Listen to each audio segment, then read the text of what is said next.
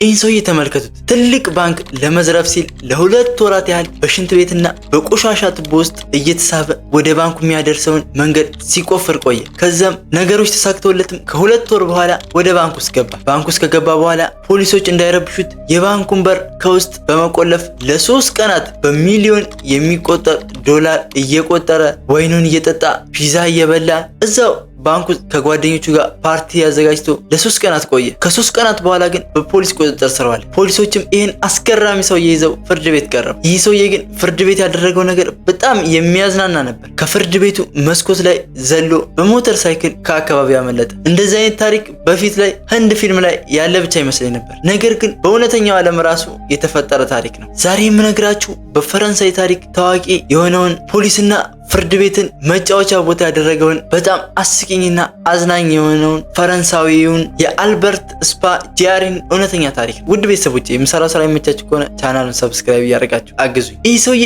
ዝም ብሎ ጭንብል አድርጎ ባንክ የሚገባ ሌባ ብቻ አይደለም። ይህ ሰውዬ ፈረንሳይ ውስጥ ፎቶግራፍ አንሺ ነበር። በጣም ታዋቂ ፎቶግራፈር፣ ከሀገሪቱ ፕሬዚዳንት እስከ ተለያዩ ታዋቂ ሰዎች ፎቶ የማንሳት እድል ነበረው ይህ ሰውዬ። እናም ፈረንሳይ ውስጥ በጣም ታዋቂ ፎቶ አንሺ ነው። ነገር ግን አልበርት በዚህ ህይወቱ ደስተኛ አልነበረም። ስልችት ብሎ ነበር። እስከ መቼ ፎቶግራፍ አንስቼ እኖራለሁ?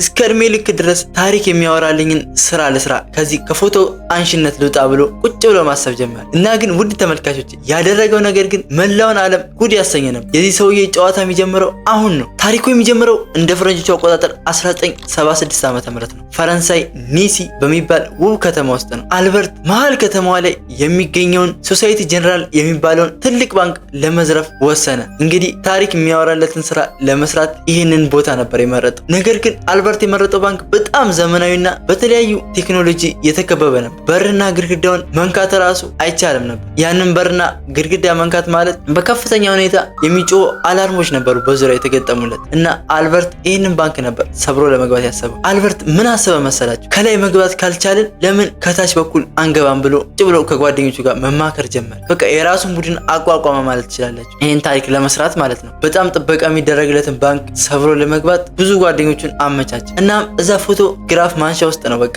እቅዳቸውን የሚያወጡት። እናም የከተማውን የፍሳሽ ማስወገጃ ካርታ በድብቅ ሰርቀው አመጡ ከማዘጋጃ ቤት። በሚገርም ሁኔታ የከተማው ትልቁ የሽንት ቤት ቱቦ የሚያልፈው ልክ በባንኩ ካዝና በታች መሆኑን ተረዱ፣ አልበርትና ጓደኞቹ ማለት ነው። ይህ ማለት ምን ማለት እንደሆነ አስቡት ዝም ብላችሁ። አልበርትና የመረጣቸው ሌባ ጓደኞቹ በየቀኑ በሰው ሰገራ በሽንትና በቆሻሻ ውስጥ እየዋኙ ባንኩ ስር መቆፈር ነበረባቸው። ሽታው ግን እንኳን ገብታችሁ ለመቆፈር በአካባቢው ስታልፉ ራሱ በጣም ጠረን ነበር። ነገር ግን አልበርትና ጓደኞቹ ሽታው ያልፋል፣ የምንሰርቀው ሚሊዮን ዶላር ግን ለዘላለም ይኖራል እያለ ጓደኞቹን ያበረታታቸው ነበር።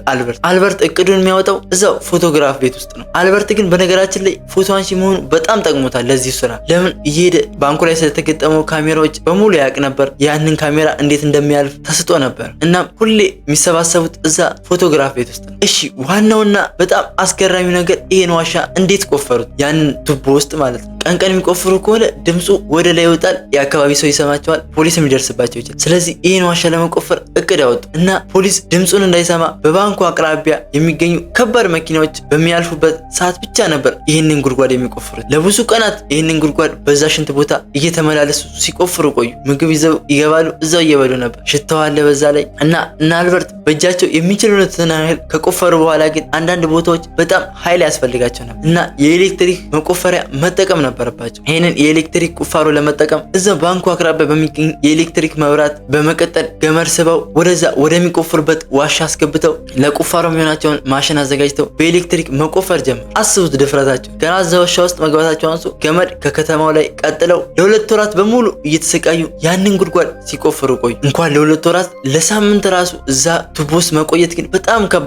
የሽንት ቤቱ ሽታ፣ የቆሻሻው ያንን ሁላ ተቋቁመው ግን አልበርት ራሱ የሰጣቸው ማነቃቂያ በጣም የሚገርም አባባል ነበሩ። ማን ያዘዋል ራሱ እንደዚህ ያነቃቅ እና አልበርት በ2 ወራት ያንን ወደ ባንኩ የሚያደርሳቸውን ጉድጓድ በሙሉ ቆፍረው ጨረሱ። እናም አሁን በቀጥታ ወደ ባንኩ መግባት ይችላል። ጁላይ 16 እንደ ፈረንጆቹ አቆጣጠር 1976 የፈረንሳይ ብሔራዊ በዓል ባስቲል ዴይ ነበር። ይህም በዓል በማስመልከት ባንኩ ለ3 ቀናት ዝግ ነበር። አብዛኛው የመንግስት መስሪያ ቤቶች በዚህ በዓል ሰዓት ለተወሰነ ቀናት ስራ ይዘጋሉ እና ይህ አጋጣሚ ለአልበርት ፍጹም የተለየ አጋጣሚ ነው። ምክንያቱም 3 ቀን ሙሉ ዝግ ነው። ባንኩ ውስጥ እንደፈለጉ የፈለጉትን ማድረግ ይችሉ ነበር። በመጨረሻ የባንኩ ወለል በስተው ወደ ባንኩ ገቡ። ታዲያ አልበርትና ጓደኞቹ ወደ ውስጥ ሲገቡ ምን አደረጉ መሰላችሁ? ውድ ተመልካቾች የነዚህ ሰዎች ስራ ግን በጣም ነበር የሚያስገርመው። ተራ ሌቦች ቢሆኑ ኑሮ በፍጥነት ሰርቀው ይሸሹ ነበር ከአካባቢው። አልበርት ግን እንዲህ አላደረገ። ፖሊሶቹ ድንገት መጥተው በሩን እንዳይከፍቱት የባንኩን ዋና የብረት በር ከውስጥ በመበየድ እንዳይከፍት ዘጋው። ቀጥለው ምን አደረጉ መሰላችሁ? ወደዚህ ባንክ በሚገቡበት ሰዓት ውድ የፈረንሳይ ወይን፣ ፒዛ፣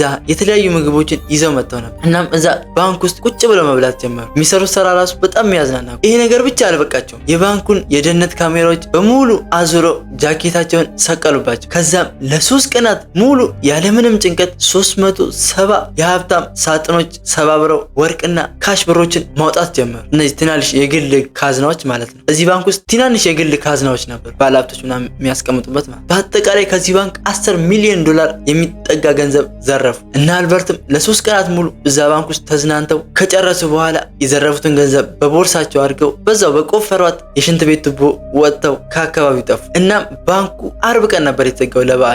ሰኞ ጠዋት ላይም ባንኩ ሲከፈት የባንኩ ሰራተኞች የደረሰውን ነገር አይተው ማመን አልቻሉ። እናም ወዲያውኑ ፖሊስ ተጠርቶ ወደ ባንኩ መጡ። ፖሊሶቹም ሲያዩ ባንኩ በሙሉ ባዶ ሆኖ ነው። በጣም ግራ ተጋቡ። ግድግዳው ላይ ግን አልበርት በከሰል የጻፈው አንድ ታዋቂ ጥቅስ ጽፎ ነበር። ያለምንም ጦር መሳሪያ፣ ያለምንም ደም መፍሰስ፣ ያለምንም ጩኸት የሚል ጽሑፍ ነበር ጽፎላቸው የወጣው። ይህ ዘረፋ መላው የፈረንሳይ ሕዝብ በጣም አስደነቀ። ፖሊስ ሌቦቹን ለማግኘት ከፍተኛ ምርመራ ማድረግ ጀመረ። አልበርት ግን ይህን ባንክ ከዘረፈ በኋላ እዛው ፈረንሳይ ውስጥ አልተቀመጠም። ወዲያውኑ ወደ አሜሪካ አምልጦ ነበር። ችግሩ ግን ሁሌ እንደምነግራችሁ ታሪክ የሚበላሸው በክህደት ምክንያት። የአልበርት ቡድን አባል የነበረው የአንዱ ሌባ ሚስት ባሏ በድንገት ይህን ሁላ ገንዘብ ይዞ ሲመጣ ጠረጠረች። በአንዴ ያን ሁላ ገንዘብ ይዞ ሲመጣ ማለት ሚስቱም በመጠርጠር ብቻ አላቆመች። ለፖሊስ ሂዳ ባሌ እንደዚህ ገንዘብ ይዞ መጥቷል ብላ ጠቆመችበት። ፖሊስም ይህንን ሰውዬ ይዞ ሲመረምር ከመጀመሪያው ጀምሮ እስከ መጨረሻው የሰሩትን ነገር እንዳለ ዘከዘከላቸው። ይህንንም ያላወቀው አልበርት ከወራት በኋላ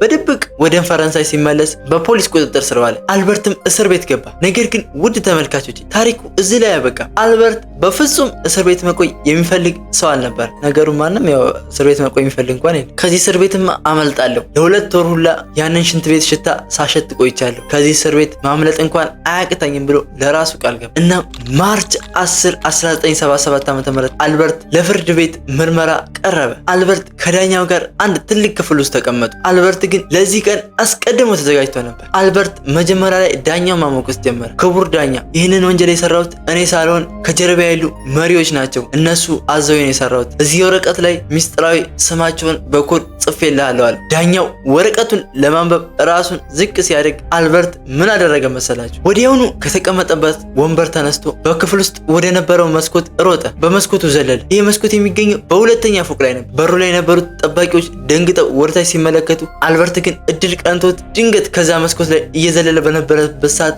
አንድ መኪና እያለፈ ነበር እና በሚያርፍ ሰዓት እዛ መኪና ላይ ነበር የወደቀው። ይህ ሰውዬማ ከመጀመሪያው ጀምሮ እድል እንዳለው ታውቆኝ ነበር። ሰውየው የህንድ ፊልም እኮ በሉት የሚሰራው ስራ ራሱ። አልበርትም መኪናው ላይ ካረፈ በኋላ ብዙም አልተጎዳም ነበር። ወዲያውኑ ከዛ መኪና ተነስቶ መንገድ ላይ እየጠበቀው ከነበረው ጓደኛው ጋር ሞተር ሳይክል ላይ ወጥቶ ከአካባቢው ተሰወረ። ጠባቂዎቹ እሱን ፍለጋ መሯሯጥ ጀመሩ። አልበርት ግን ከአካባቢው በምን ቅጽበት እንደሆነ ሳይታወቅ ደብዛው ጠፋ። ውድ ተመልካቾች በጣም የሚገርመው ግን ይህ ሰውዬ ከዚያ ፍርድ ቤት ካመለጠ በኋላ በፍጹም አልተያዘም። በደቡብ አሜሪካና በተለያዩ ሀገራት የፊቱን ቅርጽ በፕላስቲክ ሰርጀሪ እየቀያየረ ለ12 ዓመታት ያህል በነፃነት ኖረ። ነገር ግን ከፖሊስ እጅ ቢያመልጥም ከላይኛው ማምለጥ አልቻለም ነበር። በ56 ዓመቱ በካንሰር በሽታ በመያዝ ከዚህ ዓለም በሞት ተለየ። ውድ ተመልካቾች የዛሬው ታሪካችን ይህን ይመስል ነበር። ከዚህ ታሪክ ትምህርት እንዳገኛችሁበት ተስፋ አደርጋለሁ። እስኪ ሀሳብ አስተያየታችሁን ኮሜንት ላይ ያስቀምጡልኝ። ቪዲዮን ከወደዳችሁት ላይክ፣ ሼር፣ ሰብስክራይብ በማድረግ የቻናላችን ቤተሰብ ይሁን። እንዲሁም በሚቀጥለው